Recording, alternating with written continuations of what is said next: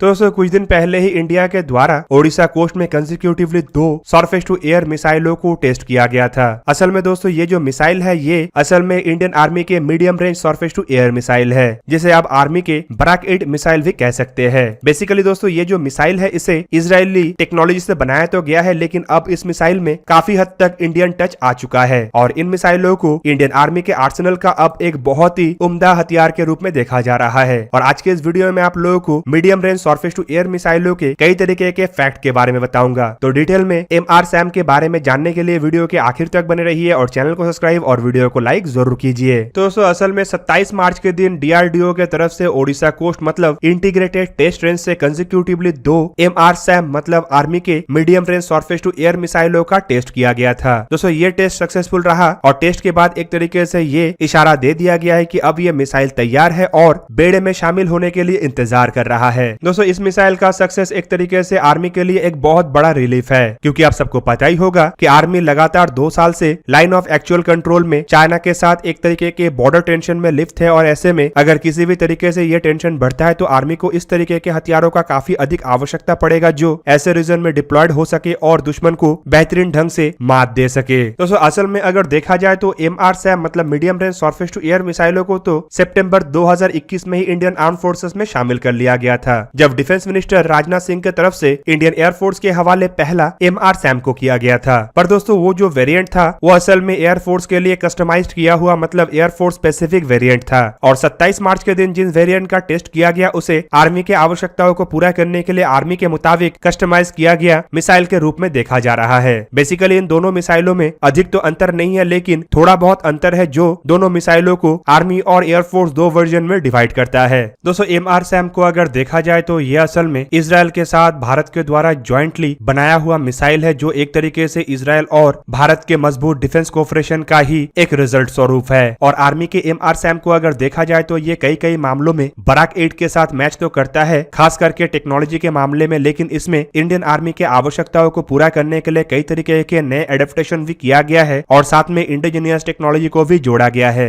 Even इससे एक तरीके का इंडिजिनाइजेशन का भी झलक आता है और एक तरीके से आप इसे इजरायली टेक्नोलॉजी और इंडिजिनाइजेशन के कॉम्बिनेशन भी कह सकते हैं। बराक 8 के जैसे ही ये मिसाइल 360 डिग्री में ऑपरेट कर सकता है और कई तरीके के हवाई थ्रेट को न्यूट्रलाइज कर सकता है, जिनमें फाइटर जेट से शुरू करके unmanned aerial vehicle cruise missile से शुरू करके शॉर्ट रेंज के कुछ अन्य मिसाइल्स तक शामिल है। और दोस्तों 360 डिग्री में ऑपरेट करने के कैपेबिलिटी के वजह से इस तरीके के मिसाइलों को थ्रेट न्यूट्रलाइज करने के लिए काफी क्विक रेस्पॉन्सिबल मिसाइल के रूप में भी देखा जाता है, क्योंकि दुश्मन के हमले को देखते हुए मिसाइल को अपने दिशा बदलने का आवश्यकता नहीं होता है और जिस पोजीशन में है उस पोजीशन में ही किसी भी दिशा में इसे फायर किया सकता है और इस वजह से दुश्मन चाहे किसी भी दिशा से आए ये क्विकली दुश्मन के खिलाफ रेस्पॉन्स कर सकता है। तो दोस्तों अगर हम MRSAM मतलब medium range surface to air missile के बारे में और अधिक जानने का कोशिश करेंगे तो हमें पता चलेगा कि इस मिसाइल को फिलहाल इंडियन आर्मी के बेड़े में एक ऐसे एयर डिफेंस मिसाइल के रूप में शामिल किया जा रहा है जो बेड़े के पुराने सरफेस टू एयर मिसाइलों को रिप्लेस कर सके। इवन इसे इंडियन आर्मी के बेड़े के प्रोटेक्शन के लिए अब प्रमुख मिसाइल के रूप में बेड़े में शामिल किया जाएगा, जो आर्मी के वाइटल इंस्टॉलेशनों के साथ साथ एडवांसमेंट के प्रोटेक्शन के लिए इस्तेमाल हो सके और दुश्मन के aircraft, unmanned aerial vehicle, helicopter, cruise missile और अन्य हवाई थ्रेट को न्यूट्रलाइज कर सके। दूसरी तरफ ये जो मिसाइल है ये असल में मोबाइल लॉन्चर सिस्टमों के साथ तैनात रहता है, जिनमें बिल्ट इन स्टोरेज, ट्रांसपोर्ट और लॉन्चर्स होता है और 8 कैनिस्टर में 8 मिसाइल को ऐसे रखा जाता है कि ये काफी शॉर्ट नोटिस पे फायर हो सके। इवन अगर आवश्यकता पड़े तो इसे इंडिविजुअली भी फायर किया सकता है और 8 के 8 मिसाइलों को एक साथ भी फायर किया सकता है। दोस्तों कैनिस्टर में ये मिसाइल तैनात होने के कारण इन मिसाइलों को लंबे समय तक बिना मेंटेनेंस के ही रखा जा सकता है, जो एक तरीके से मिसाइल के मेंटेनेंस और सर्विसिबिलिटी के कॉस्ट को भी घटाता है। दूसरी तरफ मिसाइल के साथ एक मल्टी फंक्शनल रडार भी रहता है जो साइमल्टेनियसली कई तरीके के टारगेट को आइडेंटिफाई और उसे ट्रैक कर सकता है। इसके अलावा सिस्टम में एक कॉम्बैट मैनेजमेंट सिस्टम भी रहता है जो कि रडार से मिला हुआ इनपुट के तहत थ्रेट को एनालाइज करता है और ये डिसाइड करता है कि थ्रेट असल में क्या है, कितने डिस्टेंस में है, कितने रफ्तार में ट्रैवल कर रहा है और कॉम्बैट मैनेजमेंट सिस्टम के ही इनपुट के तहत मिसाइल ऑपरेट होता है और मिसाइल के द्वारा टारगेट को न्यूट्रलाइज किया जाता है। दोस्तों MRSAM सिस्टम में जो इंटरसेप्टर मिसाइलों का इस्तेमाल होता है उसमें एक advance active radar radio frequency Sikar का इस्तेमाल किया गया है, जो कि मिसाइल के सामने वाले हिस्से में रहता है, जो टारगेट को डिटेक्ट करने के साथ साथ हाई स्पीड में मूव करने वाले टारगेट को पीछा करते हुए तबाह करने में मदद करता है और साथ ही साथ ये एक ऐसा रडार है जो एक्सट्रीम कंडीशन और एक्सट्रीम वेदर वेदर में भी इस्तेमाल हो सकता है। और इन सभी चीजों के कॉम्बिनेशन के साथ MR-SAM का रेंज करीब करीब 70 किलोमीटर होता है, जो एक तरीके से इंडियन आर्मी को अब काफी दूर से ही पिन पॉइंट एक्यूरेसी के साथ हवाई थ्रेट को न्यूट्रलाइज करने में मदद करेगा। दूसरी तरफ ये जो मिसाइल है इसका रफ्तार करीब करीब माक 2 मतलब ध्वनि के रफ्तार से दुगना है, जो कि तेज रफ्तार में उड़ान भर सकने वाले एयरक्राफ्टों को भी पीछा करके मार गिराने का क्षमता देता है। डिफेंस सोर्सेस की तरफ से यह भी बताया जाता है कि MR-SAM असल में इस कैटेगरी के दुनिया के सबसे एडवांस तरीन मिसाइल है और इसके जो मैन्यूवरेबिलिटी का कैपेबिलिटी है यह असल में इस रेंज में ऑपरेट कर सकने वाले किसी भी मिसाइल के तुलना में काफी अधिक है। इवन इन मिसाइलों में जो टेक्निक का इस्तेमाल किया गया है ये शायद ही इस रेंज के किसी अन्य मिसाइलों में है। दूसरी तरफ अगर MR-SAM के डेवलपमेंट को देखा जाए तो ये एक तरीके से इंडिया और इजराइल के जो डिफेंस कोऑपरेशन है जो पहले से ही मजबूत है इसे और अधिक मजबूत किया है। दोस्तों असल में इंडिया इजराइल के साथ कई तरीके के मीडियम और short range surface to air मिसाइलों को डेवलप करने के लिए कोलैबोरेट कर रहा है, जिनमें MR-SAM केवल मात्र एक मिसाइल नहीं बल्कि इससे भी आगे इंडिया और इजराइल का कोलैबोरेशन है। रिपोर्ट के मुताबिक 31 मार्च 2007 में इंडिया और इजराइल के बीच में एक एग्रीमेंट के ऊपर हस्ताक्षर हुआ था, जिसके तहत दोनों देश इंडियन एयरफोर्स के लिए MR-SAM मतलब medium range surface to air मिसाइलों को डेवलप करेगा। तब के समझौते के मुताबिक इंडियन एयरफोर्स के लिए करीबन 10,000 करोड़ लागत से 18 स्क्वाड्रन ऐसे मिसाइलों को डिलीवर किया जाएगा और तब बताया गया था कि डिलीवरी शेड्यूल साल 2013 से था। पर दोस्तों डिले के कारण यह सही समय पे डिलीवर नहीं किया सका और पिछले साल ही इसका पहला डिलीवरी संभव हो सका,